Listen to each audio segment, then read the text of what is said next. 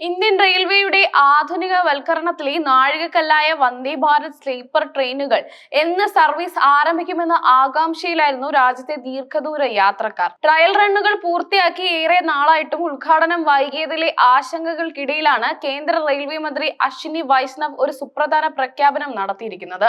ഒന്നല്ല രണ്ട് വന്ദേ ഭാരത് സ്ലീപ്പർ സർവീസുകൾ ഒരുമിച്ച് രാജ്യത്ത് അവതരിപ്പിക്കാനാണ് റെയിൽവേ ലക്ഷ്യമിടുന്നത്. ഇതിനായി യാത്രക്കാർക്ക് ഏകദേശം ഒരു മാസം കൂടി കാത്തിരിക്കേണ്ടി വരുമെന്നും മന്ത്രി വ്യക്തമാക്കി.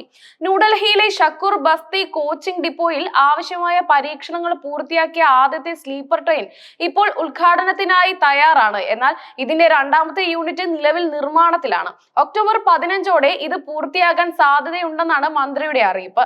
രണ്ട് ട്രെയിനുകളും ഒരുമിച്ച് പുറത്തിറക്കും. മാധ്യമങ്ങളോട് സംസാരിക്കവേ അദ്ദേഹം പറഞ്ഞു, ദീർഘദൂര റൂട്ടുകളിൽ സാധാരണ സർവീസുകൾക്ക് മുടക്കമില്ലാതെ തുടർച്ചയായി സർവീസ് നടത്താൻ രണ്ടാമത്തെ ട്രെയിൻ അത്യാവശ്യമാണ്.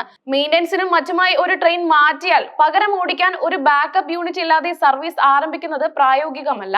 അതുകൊണ്ടാണ് രണ്ടാമത്തെ ട്രെയിനിനായി കാത്തിരിക്കുന്നതെന്നും അത് ലഭിച്ചാൽ ഉടൻ തന്നെ റൂട്ട് സംബന്ധിച്ചുള്ള അന്തിമ തീരുമാനം എടുക്കുമെന്നും മന്ത്രി കൂട്ടിച്ചേർത്തു.